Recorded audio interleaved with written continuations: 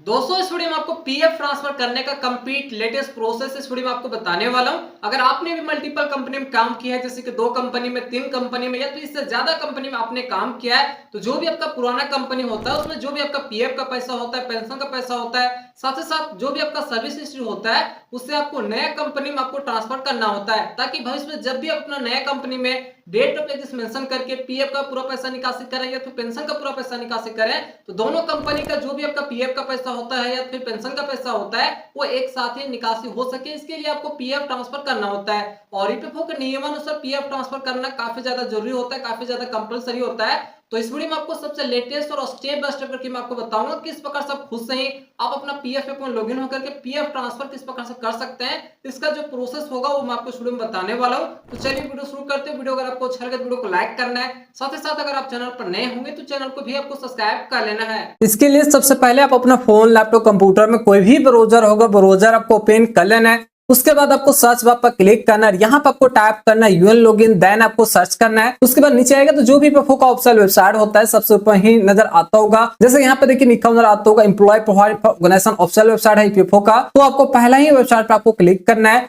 उसके बाद जनरली यहाँ पे एक अलर्ट शो हो जाता है, इस अलर्ट के ऊपर से आपको क्रॉस करना है या फिर आपको ओके पर क्लिक करना है। उसके बाद जो भी लॉगिन पेज होता है वो यहाँ पे खुलकर आ जाता है। अब यहाँ पे आपको पीएफ ट्रांसफर करना है, उसके लिए सबसे पहले आपको अपना पीएफ अकाउंट में लॉगिन होना होगा। तो पीएफ अकाउंट में लॉगिन होने के लिए यहाँ पे कुछ डिटेल आपको फिलअप करना होता है, जैसे कि जो भी आपके पास 12 डिजिट का यूएन नंबर होगा वो आपको पहला कॉलम में आपको फिलअप करना है। देन जो भी अपना यूएन का पासवर्ड बना करके रखे होंगे वो दूसरा कॉलम में आपको फिलअप करना है। बाय चांस अगर अपना यूएन का पासवर्ड भूल चुके हैं, आपको याद नहीं है, तो इस कंडीशन में आपको एक नया पासवर्ड बनाना होगा। उसके लिए नीचे देखिए फॉरगेट पासवर्ड का सेक्शन मिल जाता है, तो इस पर क्लिक करके आप अपना एक पासवर्ड बना सकते हैं। नया पासवर्ड बना लीजिएगा फॉरगेट करके, ठीक है। उसके बाद नीचे देखिए कैप्चा कोड मिल जाता है, सेम कैप्चा कोड यहाँ पर आपको फिलअप करना है। कैप्चा कोड अगर आपको समझ नहीं आता होगा तो यहाँ पर रिफ्रेश का आइकन है, इस पर क्लिक करके आप रिफ्रेश भी कर सकते हैं। तो पूरा डिटेल फिलअप करने के बाद नीचे साइन इन का ऑप्शन है, तो इस पर आपको क्लिक करना है। उसके बाद जो भी आपका पीएफ अकाउंट, जो भी आपके आधार कार्ड के साथ मोबाइल नंबर लिंक होता है उस पर एक ओटीपी सेंड किया जाता है। जैसे कि ऊपर में देखिए यहाँ पर नजर आता होगा OTP has been send on registered mobile number. Mobile number के यहाँ पे कुछ डिजिट आपके पास नजर आता होगा और यहाँ पे ओटीपी आईडी नजर आता होगा। तो एक बार अपना मोबाइल फोन में एसएमएस बॉक्स ओपन कीजिए, वहां पे एक एसएमएस आया होगा।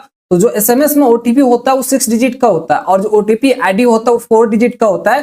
तो आपको जो ओटीपी आया है 6 डिजिट का उसे आपको यहाँ पे आपको फिलअप करना है, ठीक है। उसके बाद नीचे एक कैप्चा कोड मिल जाता है, सेम कैप्चा कोड यहाँ पे आपको फिलअप करना है। देन आपको सबमिट पर क्लिक करना है। उसके बाद फाइनली आप अपना पीएफ अकाउंट में लॉगिन हो जाता है। अब यहाँ पे ई नॉमिनेशन को लेकर के एक अलर्ट हो रहा है। अगर अभी तक आप अपना पीएफ अकाउंट नॉमिनी को ऐड नहीं किए हैं तो कुछ इसी प्रकार से आपके पास अलर्ट आ जाता है। अगर अभी तुरंत के तुरंत नॉमिनी को ऐड करना चाहते हैं तो फिल नो पर क्लिक करके आप नॉमिनी को यहाँ से आप ऐड कर सकते हैं। अदरवाइज इसे आपको क्रॉस करना होगा, उसके लिए ऊपर क्रॉस का आइकन है, इस पर क्लिक कीजिए या फिर नीचे लेटर का ऑप्शन मिल जाता है, दोनों में से किसी एक पर आपको क्लिक करना है। तो चलिए यहाँ पे मैंने लेटर पर क्लिक किया। उसके बाद जो भी आपका प्रोफाइल इन्फॉर्मेशन होता है, जैसे कि आपका यूएन नंबर, आपका नाम, आपका डेट ऑफ बर्थ, आपका जेंडर यहाँ पर नजर आता होगा। अब यहाँ पे आपको पीएफ ट्रांसफर करना है, उसके लिए एक बार आप अपना सर्विस हिस्ट्री चेकआउट कर लीजिए कि आपका कितना कंपनी है, आपने कितना कंपनी में काम किया, आपका कंपनी का मेंबर आईडी क्या है, क्योंकि आपको मेंबर आईडी वगैरह कॉपी करना होता है। और साथ ही साथ जो भी आपका पुराना कंपनी है उसमें डेट ऑफ एग्जिस्ट मेंशन है या नहीं वो भी आपको चेकआउट करना होगा, ठीक है। तो सर्विस हिस्ट्री में जाने के लिए इसके लिए ऊपर में देखिए एक ऑप्शन मिल जाता है व्यू का, तो आपको व्यू पर क्लिक करना है। देन दूसरा ही ऑप्शन मिल जाता है सर्विस हिस्ट्री का, तो इस पर आपको क्लिक करना है। उसके बाद जो भी आपका सर्विस हिस्ट्री होता है उसका कंप्लीट डिटेल यहाँ पे खुलकर आ जाता है। सबसे पहले मेरे केस में देख सकते हैं जो मेरा सर्विस हिस्ट्री है वो यहाँ पे शो रहा है। यहाँ पे देखिए सीरियल नंबर में 1 और 2 यहाँ पर नजर आता होगा। ऐसा इसलिए क्योंकि यहाँ पे मैंने 2 कंपनी में काम किया, इसके लिए यहाँ पे 2 नंबर नजर आता होगा, साथ साथ यहाँ पे 2 मेंबर आईडी नजर आता होगा, 2 कंपनी के नाम नजर आता होगा, ठीक है। ऐसा इसलिए क्योंकि यहाँ पे मैंने 2 कंपनी में काम किया। अगर आपने 2 से ज्यादा कंपनी में काम किया, 3 कंपनी, 4 कंपनी में, तो उसके अनुसार यहाँ पे मेंबर आईडी और उसके अनुसार कंपनी के यहाँ पे नाम नजर आता होगा, ठीक है। तो पीएफ ट्रांसफर में बेसिकली क्या होता है वो सबसे पहले समझ लेते हैं। तो बेसिकली जो भी आपका पुराना कंपनी है, ये देख सकते हैं पुराना कंपनी है, इसमें जो भी आपका पीएफ का पैसा होता है, पेंशन का पैसा होता है, साथ ही साथ सर्विस हिस्ट्री होता है, उससे आपको नया कंपनी, मेरे केस में जो नया कंपनी है दूसरा नंबर वाला है, इसमें ट्रांसफर करना होता है, ठीक है। ताकि भविष्य में जब भी आप अपना नया कंपनी में डेट ऑफ एग्जिस्ट मेंशन करके पीएफ का पूरा पैसा निकासी करें और साथ ही साथ पेंशन का पूरा पैसा निकासी करें, तो दोनों कंपनी का पैसा जो भी होता है पीएफ का या फिर पेंशन का वो एक साथ ही निकासी हो सके, ठीक है।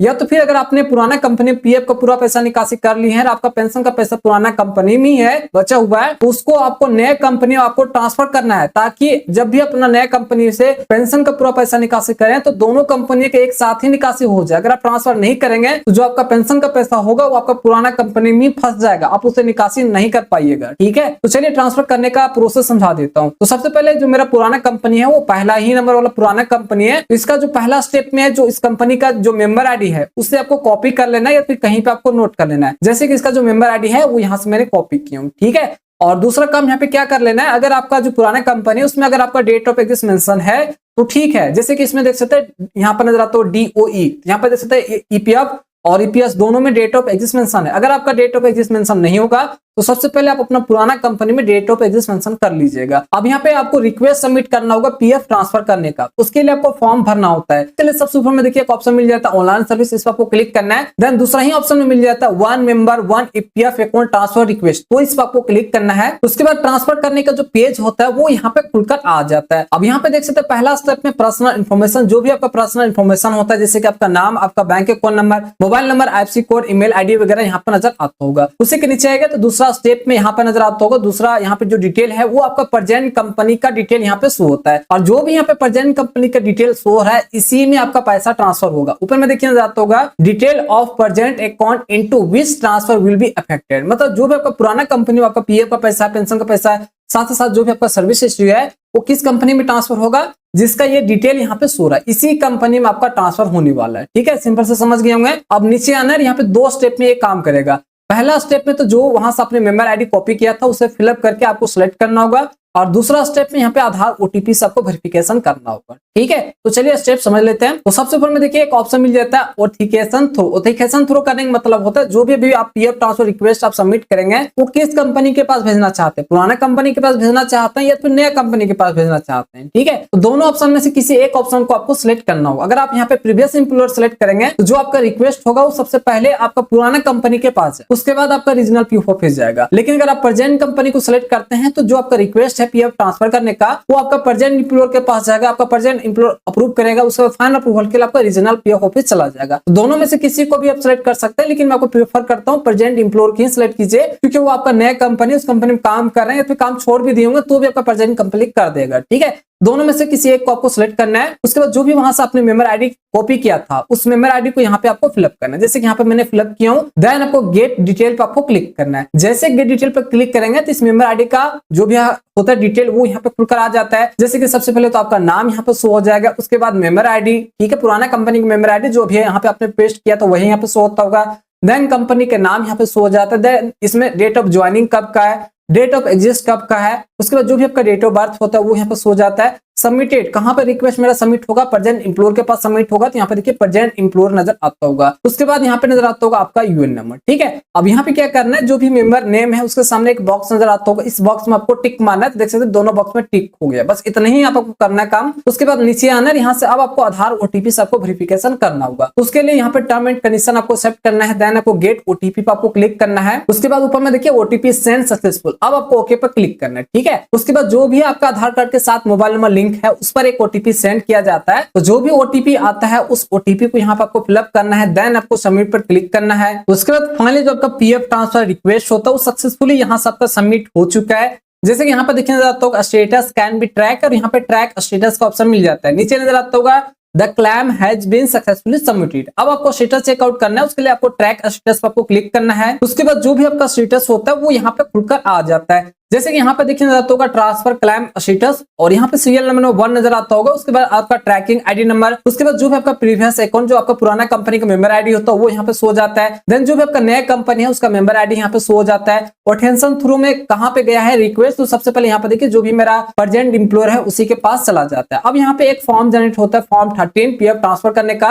अगर आप डाउनलोड करना चाहते हैं तो यहाँ पे डाउनलोड करके भी रख सकते हैं। ठीक है, अब आपको टाइम टू टाइम आपको स्टेटस भी चेकआउट करना होता है, तो स्टेटस किस प्रकार से चेकआउट करिएगा चलिए वो भी मैं आपको बता देता हूँ। उसके ऊपर में नजर आता हूँ ऑनलाइन सर्विस, इस पर आपको क्लिक करना है। देन यहीं पे एक ऑप्शन मिल जाता है ट्रैक क्लेम स्टेटस का, तो इस पर आपको क्लिक करना है। उसके बाद जो भी आपका स्टेटस होता है वो यहाँ पे खुलकर आ जाता है। यहाँ पे 2 कॉलम होता है, पहला कॉलम होता है यहाँ पे ऑनलाइन क्लेम स्टेटस का। तो अगर आपने फॉर्म 31 भरा है या फिर 19 या फिर 10 से भरा है उसका डिटेल यहाँ पे शो होगा। लेकिन यहाँ पे आपने पीएफ ट्रांसफर रिक्वेस्ट के लिए फॉर्म 13 आपने अप्लाई किया है, उसे चेकआउट करना है, तो उसके लिए आपको नीचे आना होगा। तो जब नीचे आएगा तो यहीं पे देखिए एक ऑप्शन मिल जाता है ट्रांसफर क्लेम स्टेटस, उसी के नीचे tracking ID number, claim type में ऑनलाइन क्लेम, उसके बाद जो भी आपका पुराना कंपनी का मेंबर आईडी, नया कंपनी का मेंबर आईडी, और क्लेम स्टेटस में देख सकते हैं अभी नजर आता होगा पेंडिंग एट प्रेजेंट एम्प्लॉयर, ठीक है। उसके ऑथेंटिकेशन थ्रू कंपनी का नाम, और यहाँ पे फॉर्म 13 नजर आ जाता है। अगर इसे आप डिलीट करना चाहते हैं, कैंसिल करना चाहते हैं, तो यहाँ से आप कैंसिल कर सकते हैं। तो कुछ इसी प्रकार से पीएफ ट्रांसफर रिक्वेस्ट आप सबमिट कर सकते हैं, जैसे कि यहाँ पे मैं आपको स्टेप बता दिया हूँ। अब रहता है सवाल कि जो आपका पीएफ ट्रांसफर होता है वो कितना दिन में होता है, या फिर कहाँ से अप्रूव होता है, कितना स्टेप में अप्रूव होता है, उसका जानकारी अब मैं आपको दे देता हूँ, ठीक है। बेसिकली जो आपका पीएफ ट्रांसफर होता है 2 जगह से अप्रूव होता है। सबसे पहला जो अप्रूवल होगा वो आपका कंपनी से होगा, उसके बाद फाइनल अप्रूवल के लिए आपका रीजनल पीएफ ऑफिस चला जाएगा। जैसे ही वहां पे रीजनल पीएफ ऑफिस से आपका पीएफ ट्रांसफर अप्रूव कर दिया जाएगा, उसके बाद फाइनली आपका ट्रांसफर हो जाएगा, ठीक है।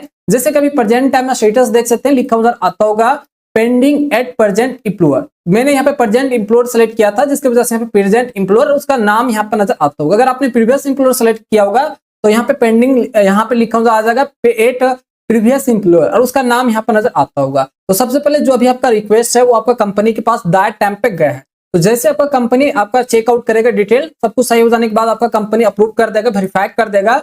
उसके बाद दूसरा स्टेप में दूसरा जो जगह जाता है वो आपका रीजनल पीएफ ऑफिस जगह जाएगा, ठीक है। आपका रीजनल पीएफ ऑफिस चला जाएगा। तो जैसे आपका रीजनल पीएफ ऑफिस चला जाएगा तो यहाँ पे आपके पास लिखा हुआ आ जाएगा पेंडिंग एट पीएफ ऑफिस, ठीक है। सिंपल से कुछ इसी प्रकार से आपके पास लिखा आ जाएगा कि आपका पेंडिंग है आपका पीएफ ऑफिस में, ठीक है। उसके बाद जैसे जो पीएफ ऑफिस में फील्ड ऑफिसर होता है वो आपका वेरीफाई करेंगे।